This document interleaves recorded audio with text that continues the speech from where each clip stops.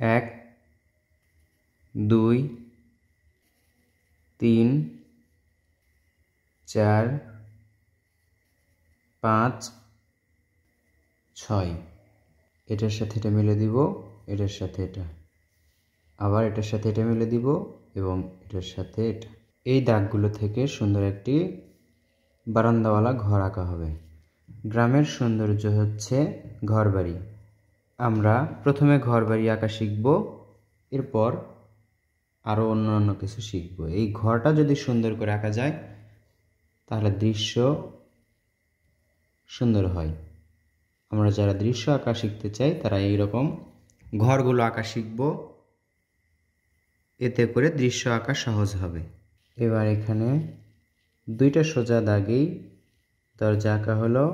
এইভাবে দেখুন, আবার দুইটা দাগ দিয়ে জানালা, আবার দেখুন এখানে দুইটা দাগ দিয়ে জানালা।